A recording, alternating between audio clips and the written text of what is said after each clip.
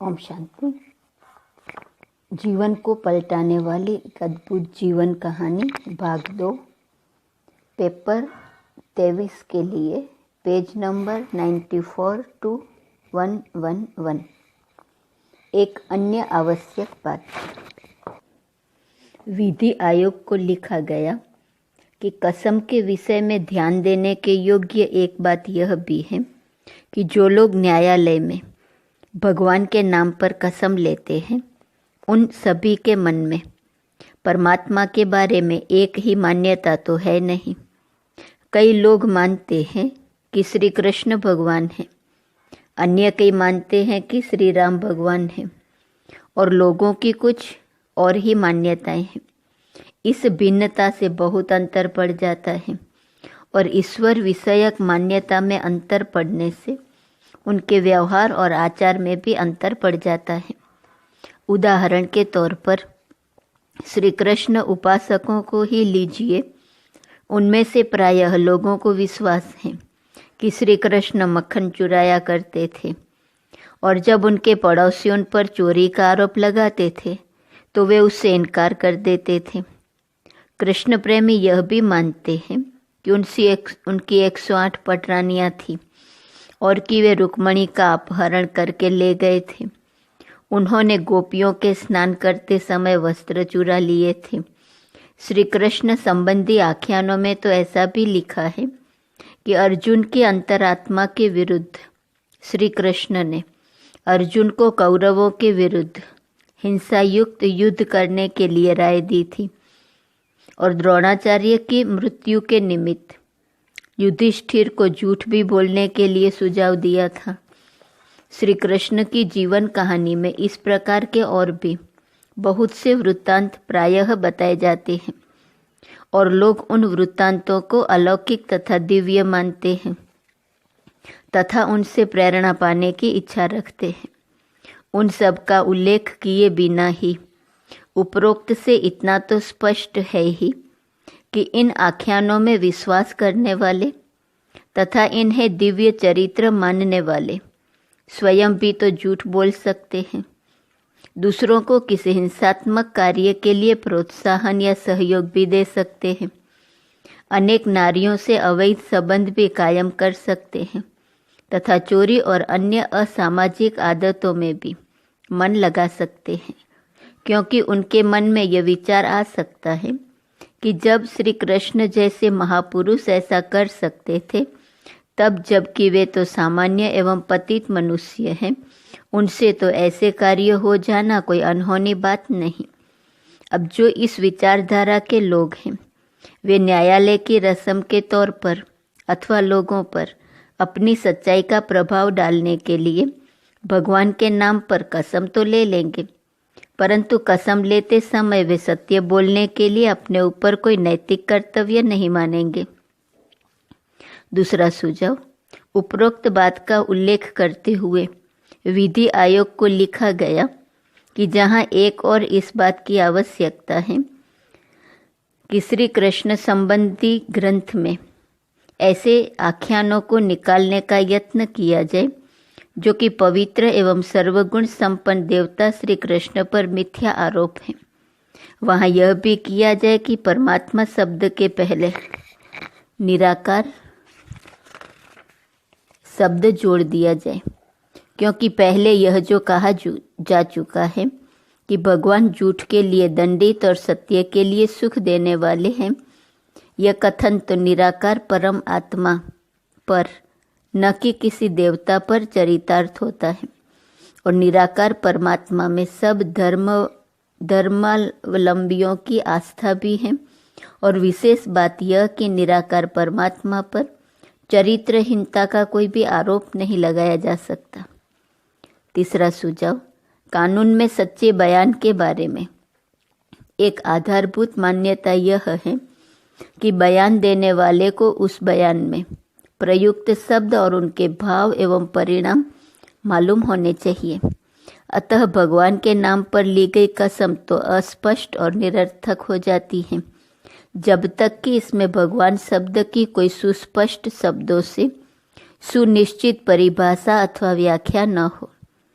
इस बात को सिद्ध किया जा सकता है जब तक कि किसी व्यक्ति को परमात्मा के दिव्य नाम, दिव्य रूप, दिव्य धाम, दिव्य कर्तव्य का सही ज्ञान न हो, तब तक यह कसम परमात्मा की तरफ उसका ध्यान स्पष्ट रूप से आकर्षित नहीं कर सकती।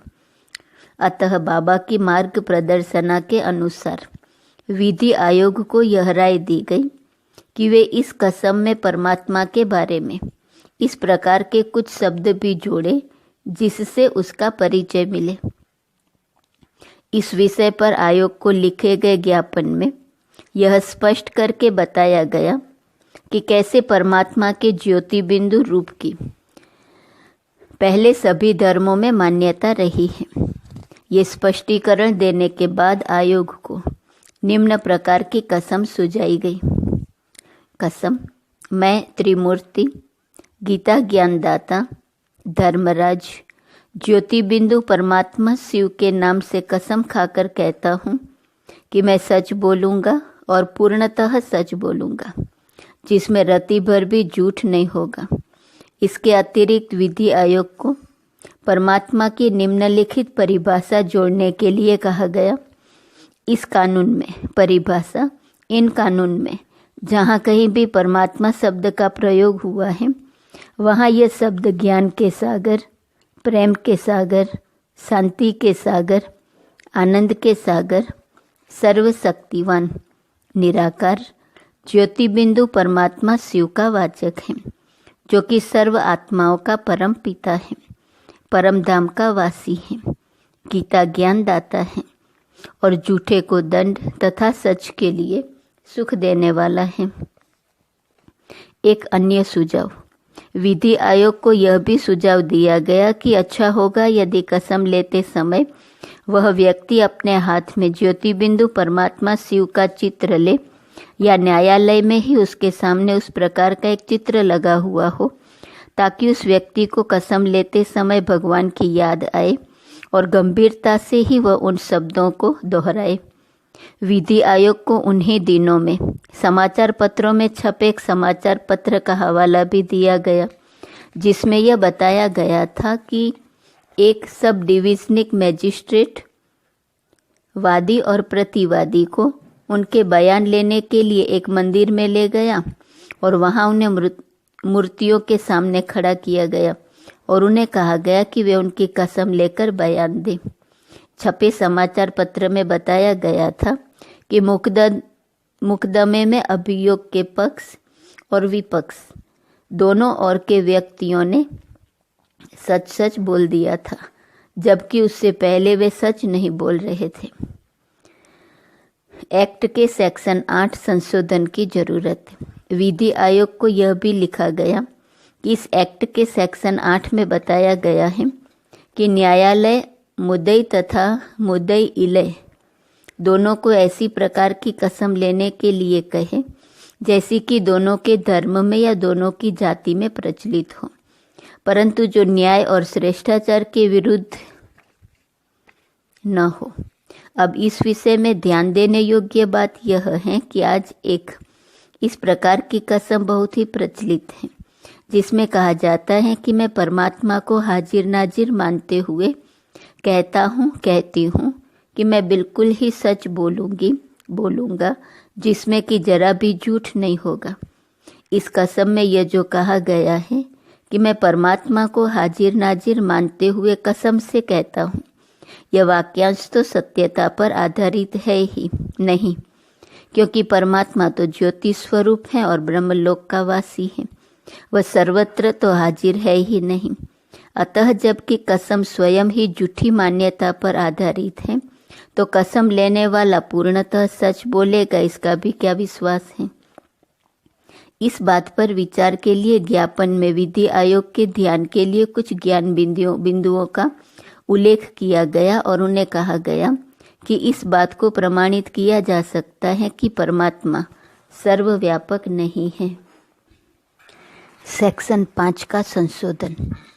ज्ञापन में यह भी कहा गया कि इस एक्ट के सेक्शन 5 के अनुसार अभियोग करने वालों, उसका उत्तर देने वालों तथा गवाहों से तो शपथ ली जाती है, परंतु मुकदमे के दोनों ओर से वकील शपथ नहीं लेते और न ही मुकदमे की सुनवाई करने वाला मैजिस्ट्रेट या जज ही कोई शपथ लेता है।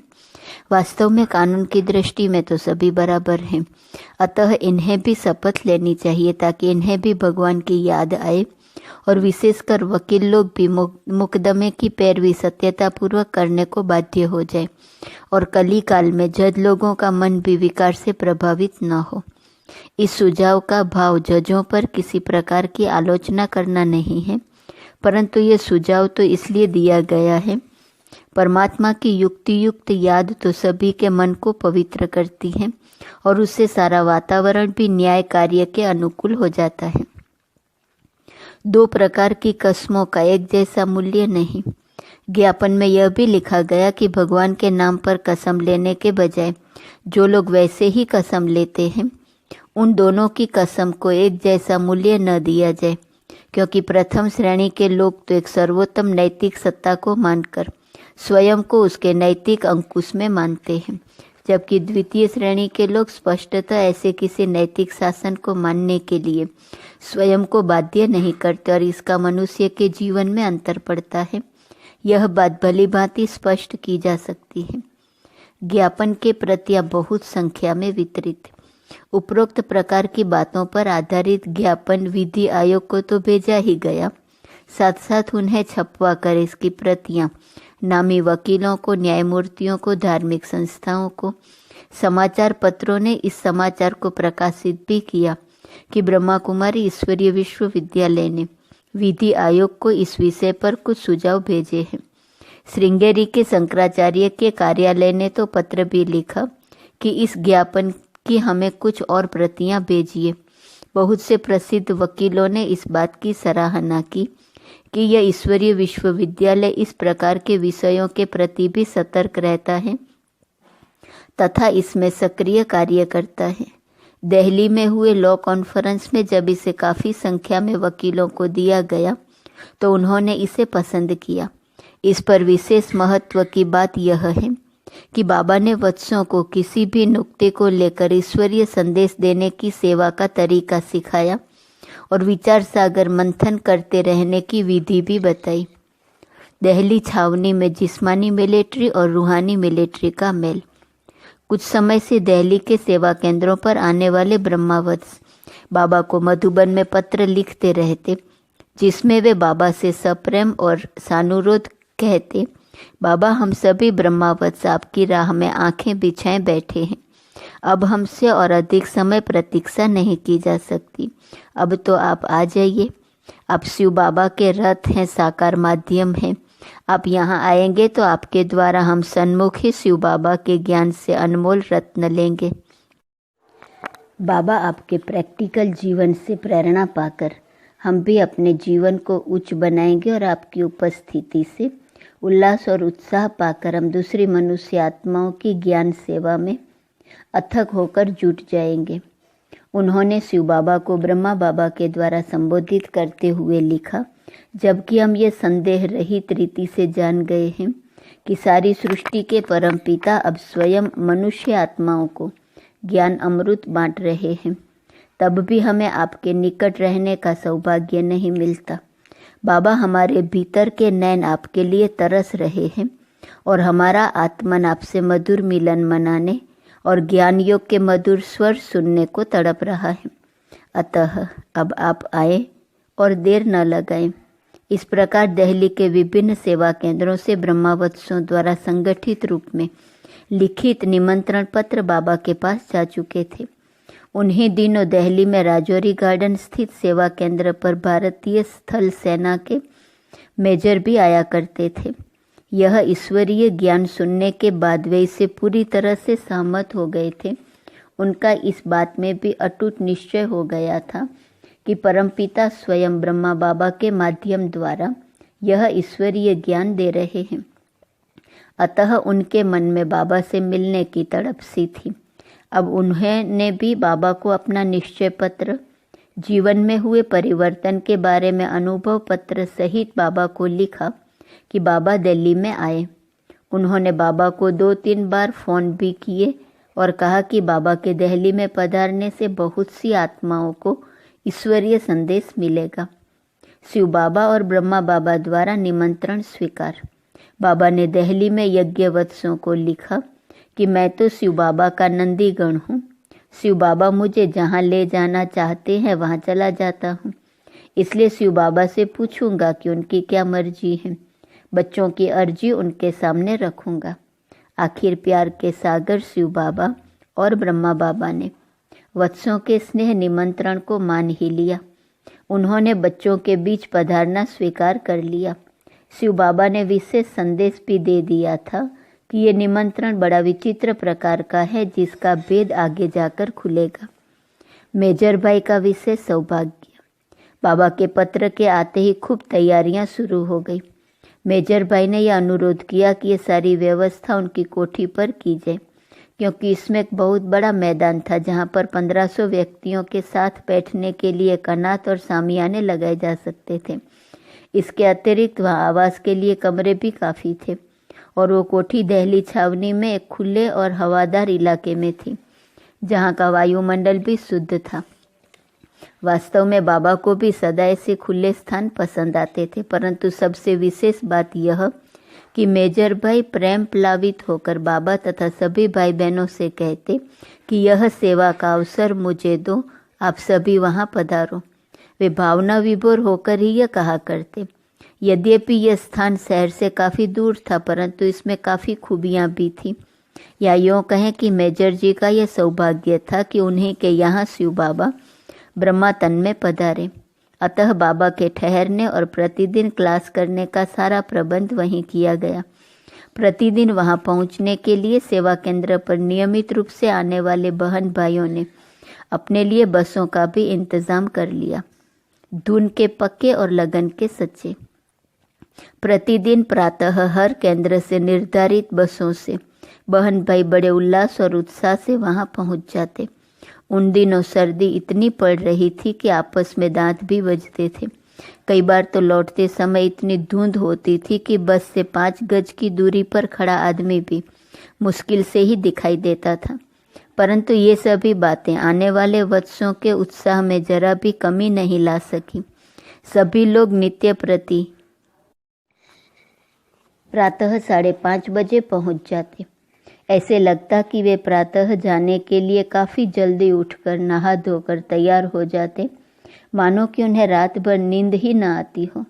इस मौसम में कभी कभी वर्षा ने भी लगन की परीक्षा लेने की कोशिश की, परंतु ये सब तो आंधी और तूफानों से लड़ने वाली अपनी धुन के पक्के और लगन के सच्चे ब्रह्मावत्स थे, जो इन सब बातों से टलने वाले नहीं थे।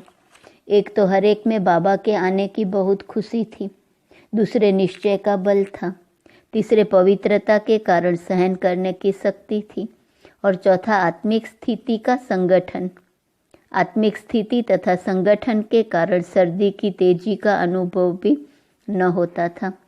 इस पर भी हर एक की बुद्धि में ज्ञान ऐसा बैठ गया था कि उसकी मस्ती और नशे में उन्हें कोई भी बाधा उल्लंघनीय नहीं मालूम होती थी। और यदि कोई सर्दी एवं दूरी की चर्चा उनसे कर बैठता तो वे खूब ज्ञानयुक्त उत्तर देते, ज्ञानयुक्त मस्ती के उत्तर। यदि कोई वत्स विनोद से किन्हीं वृद्ध माताओं के मन में सूक्ष्म रूप से कमजोरी ढूंढने के लिए सहानुभूति प्रदर्शित करते हुए उनसे यूँ कह देता कि देखो जी, आप इतनी सर्दी में रोज मत आया करो, आपका शरीर काफ़ी वृद्ध है, कहीं आपको सर्दी न लग जाए, तो वे बात को बीच में ही काट कर कहती, हम वृद्ध कहाँ हैं, हम तो बाबा की छोटी बच्चियाँ हैं। भला आप हमारे शरीर को क्यों देखते हो? शरीर तो हमारा रथ है, रथवान तो आत्मा है। क्या रथवान जैसे शरीर को चलाए शरीर वैसे ही चलेगा, या रथ ही रथवान को चलाएगा? इस प्रकार यदि कोई किसी छोटे बच्चे को कह देता कि तुम तो अभी छोटे बच्चे हो, तुम्हें रोज इतनी जल्दी उठने की क्या ज़रूरत, तुम्हें बाबा की सारी बातें समझ ही कहाँ आती होंगी, तुम तो अगर केवल इतवार को ही आ जाओ तब भी काफ़ी है, तो वह झट से जवाब देता, वाह, मैं बच्चा थोड़े ही हूँ, मैं तो वानप्रस्थी हूँ। अभी कल ही तो बाबा ने बताया था कि अब कलयुग का अंतिम समय है और सभी आत्माएं अपनी वानप्रस्थ अवस्था में हैं। बाबा ने यह भी तो कहा था कि अभी तो आराम हराम है, कोई छोटा हो या बड़ा, सभी के लिए सौभाग्य बनाने का समय यही है। बाबा यह भी कहते कि ये तो अनमोल रत्न है, ज्ञान धन का जो जितना संग्रह करेगा वो भविष्य में भी उतना ही रत्नों का खजाना पाएगा। बाबा समझाते कि पढ़ाई में दुहराई भी जरूर होती है, अतः प्रतिदिन ज्ञान मुरली तो सुननी ही चाहिए, क्योंकि हो सकता है कि किसी दिन ज्ञान का ऐसा नुक्ता निकल आए जो मन को लग जाने से कोई विकार जो पहले नहीं मिट रहा था अब मिट जाए। इस प्रकार हर एक में अदम्य उमंग थी और वे बाबा के अनमोल वचनों को एक दिन भी सुने बिना नहीं रह सकता था। ज्ञान मुरली के प्रति ध्यान खींचवाना। इधर मेजर भाई प्रतिदिन अमृत वेले मिलिट्री के 400-500 व्यक्तियों को आने के लिए पहले ही से प्रेरणा देते थे और इतवार के दिन तो यह संख्या और भी अधिक हुआ करती थी। सभी लोग निश्चित समय से पूर्व ही आकर बैठ जाया करते थे, क्योंकि बाबा ठीक समय पर ही आया करते थे।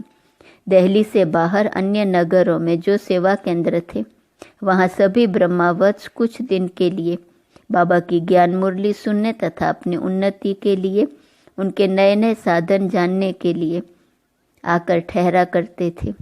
यदि कुछ लोग किन्हीं कारणों के वश प्रातः अमृत वेले न आ सकते तो वे दिन में मौका पाकर आ जाते और वे प्रातः की ज्ञान मुरली को पहले टेप द्वारा सुन लेते और बाद में एकत्रित हुए भाई बहनों के बीच बाबा भी पधारते। दिन भर में मेजर जी भी सेना के मुख्य अधिकारियों को बाबा से ज्ञान लाभ दिलाने के लिए लाया करते। इस प्रकार अथक रीति से बाबा दिन रात ज्ञान रत्न लुटाया करते। बाबा कहा करते कि संगम युगी ब्राह्मण जब तक ये सत्यनारायण की अथवा अमरनाथ की सच्ची कथा कई आत्माओं को न सुना ले तब तक तो उन्हें खाना नहीं खाना चाहिए। बाबा हरेक का ज्ञान अध्ययन पर भी विशेष ध्यान आकर्षित करते। वे प्रायः पूछा करते, क्या आप रोज मुरली सुनते हो? बाबा से जब कोई मिलने आता बाबा उनसे पूछता, क्या आज की मुरली सुनी है? बाबा ने यह निर्देश दिया था कि जो कोई भी मिलने आए उसे पहले उस दिन की मुरली सुनाओ। बाबा कहते कि यदि किसी की ज्ञान मुरली सुनने से प्रीति नहीं तो मानो कि उसकी बाबा से भी प्रीति नहीं है। बाबा कहते कि बुद्धि में ज्ञान के कोई पॉइंट न होने से या ठीक रीति से न समझने से ही माया से हार होती है और इससे ठीक होने से ही जीत भी होती है। कभी बाबा कहते कि ये ज्ञान के पॉइंट्स माया से युद्ध करने के अस्त्र शस्त्र हैं। जैसे मिलिट्री के लोग अस्त्र शस्त्र को साफ करते रहते हैं, ऐसे ही प्रतिदिन ज्ञान सुनने से न केवल इन शस्त्रों को चलाने का अभ्यास होता है बल्कि ये साफ तथा तेज भी होते रहते हैं। सांसारिक कर्तव्यों के प्रति भी ध्यान। प्रातः ज्ञान मुरली चलाने के बाद जब टोली बढ़ जाती तो बाबा अनौपचारिक रीति से वत्सों को ज्ञान की विविध बातें बहुत ही विनोद और स्नेहपूर्ण रीति से बताया करते। फिर जैसे ही सभा का निश्चित समय पूरा होता तो बाबा कहते, वत्सों, शिव बाबा का यह ज्ञान रथ तो इतना मधुर और सुखप्रद है कि आपका मन करता होगा कि इसे अविराम रीति से सुनते ही चले आए। इस ज्ञान को सुनते सुनते न केवल आपको दिन या रात का पता नहीं रहता होगा बल्कि आप दुनिया को भी भूल जाते होंगे। यहाँ तक कि आपको अपनी देह की सुधि भी नहीं रहती होंगी और आप आत्मनिश्चय होकर उस शिव बाबा के ज्ञान मोती चुगते चुगते प्रभु मिलन के सुख में विलीन हो जाते होंगे। परंतु हे वत्सों, आप राजयोगी भी हैं और कर्म योगी भी। अतः अब आप शीघ्रता करो ताकि समय पर वापस अपने घर पहुंच जाओ और अपने अपने कार्य में लग जाओ। कभी कभी तो बाबा बस व्यवस्था के इंचार्ज भाई बहनों से कह दिया करते, बच्चे जब सभा का समय हो जाए तो आप इसके हॉर्न बजवाना शुरू कर दिया करो ताकि सभी को यह ख्याल हो कि यदि बस चली गई तो हम रह जाएंगे। इस प्रकार बाबा जहाँ ईश्वरीय ज्ञान और योग द्वारा आत्मा को तन्मयता की ओर ले जाते, वहाँ वे उसे अपने सामाजिक कर्तव्यों के प्रति सतर्क भी करते। बाबा यह भी कहा करते कि प्रातः अमृत वेले का समय सबका अपना समय है।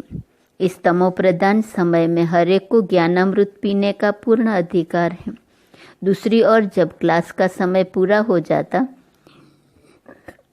तो वे सभी से यह भी कहते कि अब स्व कर्तव्य के लिए घर को वापस लौट जाओ। वे अपने कर्तव्य के प्रति इतना सतर्क करते कि बहुत सी माताएं बहनें अपने घर का चौका बुहारी करके और नाश्ता बना करके ही प्रातः आती और वे वापस जाकर उसे तैयार करके घर के सभी सदस्यों को बड़े स्नेह से परोसती। गोया बाबा कछुए की न्याय कर्म इंद्रियों को समेटना भी सिखाते।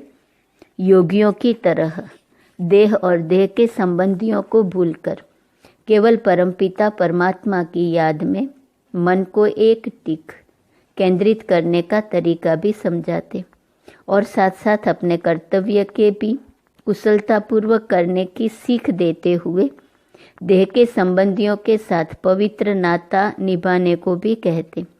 जिस किसी पर कोई विशेष जिम्मेवारी नहीं थी उसे बाबा यह भी सुझाव देते कि अब वह सारे विश्व को कुटुंब मानते हुए जन जन की ज्ञान सेवा एवं गुण सेवा में लग जाएं। और जिस पर काफ़ी जिम्मेवारियां होती उसे बाबा कहते बच्चे जबकि आपने यह रचना रची है तो उसे संभालना भी तो आपका कर्तव्य है।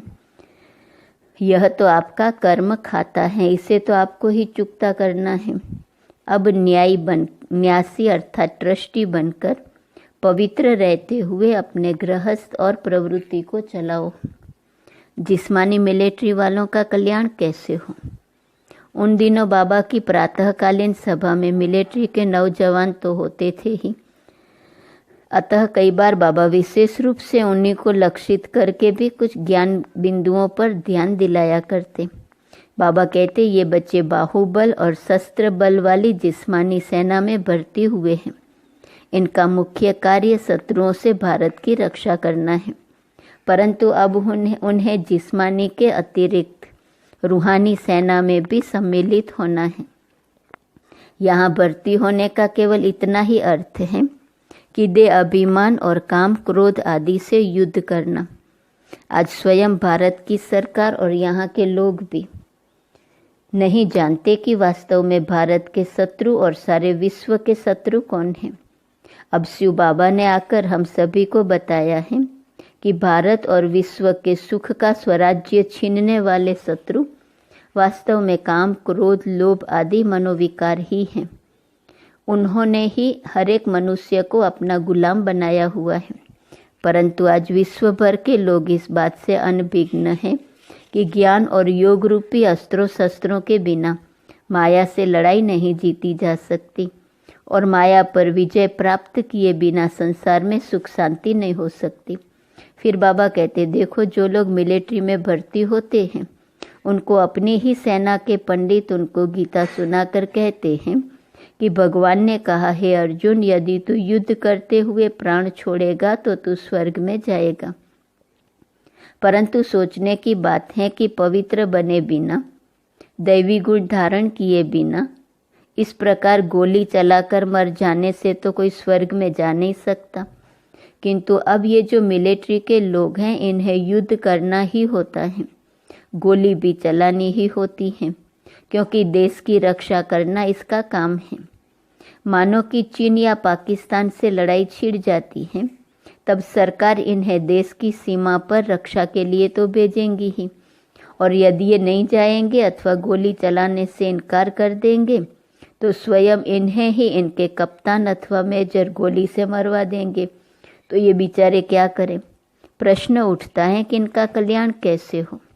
शिव बाबा तो सभी का कल्याण करने आए हैं, ये बेचारे भारत की रक्षा के लिए जीवन देते हैं, इनका उद्धार कैसे हो। तब बाबा ने कहा कि यदि ये शिव बाबा की याद में रहकर गोली चलाएं तब ये स्वर्ग में आ सकते हैं, क्योंकि कहावत है कि अंत में जैसी मति होती है वैसी ही गति होती है।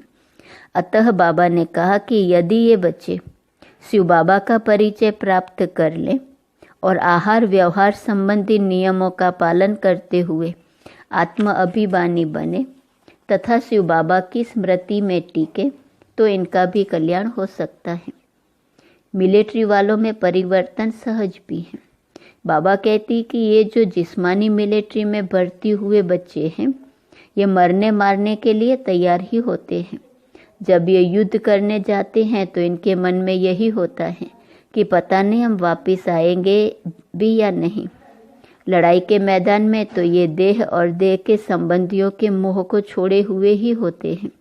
गोया नष्ट मोह होने, दैहिक स्मृतियों को भुलाने, युद्ध करने और शत्रु को मारने का अभ्यास तो इन्हें होता ही है।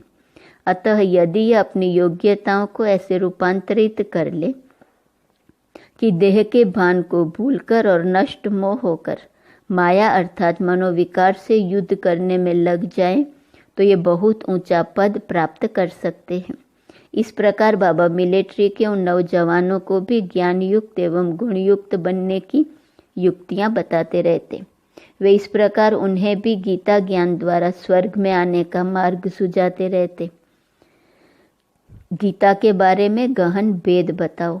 इन्हीं दिनों दिल्ली में कुछ गीता प्रेमी लोगों ने तांबे और चांदी के पात्रों पर सारी गीता अंकित कराई थी और उसे भारत के तत्कालीन राष्ट्रपति महोदय को भेंट करने का कार्यक्रम बनाया था।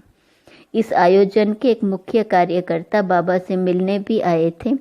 बाबा इस संबंध में कहा करते, देखो भारत के लोग इतना खर्च करके ये सब कार्यक्रम तो कर रहे हैं, परंतु उन्हें यह नहीं मालूम कि गीता में परमात्मा के लिए जो भगवानुवाद शब्द का प्रयोग हुआ है वह भगवान कौन है अथवा परमपिता परमात्मा का क्या स्वरूप है। फिर वे ये भी नहीं मान बैठे कि अर्जुन घोड़ों से चलने वाले एक रथ पर सवार थे और श्री कृष्ण उस रथ को चला रहे थे। उनके मन को यह भी नहीं सूझता कि त्रिलोकीनाथ भगवान किसी व्यक्ति के रथ को थोड़े ही हाँकते होंगे। अतः इन लोगों को जिन्हें कि गीता के प्रति इतनी श्रद्धा है बताया जाना चाहिए कि गीता के भगवान तो सर्व आत्माओं के परम पिता थे। उन्होंने युद्ध के मैदान में नहीं और केवल एक अर्जुन को ही नहीं बल्कि सारी सृष्टि के लिए ज्ञान दिया था और अब उसी वृत्तांत की पुनरावृत्ति हो रही है। उन्हीं दिनों मातेश्वरी जी भी अपने ऑपरेशन के बाद ईश्वरीय सर्विस पर फिर से पूर्ववत जुटी हुई थी। सभी की अभिलाषा थी कि बाबा के यहाँ होते हुए मातेश्वरी जी भी दिल्ली पधारें। सभी ने अपने हस्ताक्षर करके उन्हें बड़े स्नेह और चाव से निमंत्रण भी भेजा था, परंतु मातेश्वरी जी को वहाँ चेकअप के लिए रहना था। ओम शांति।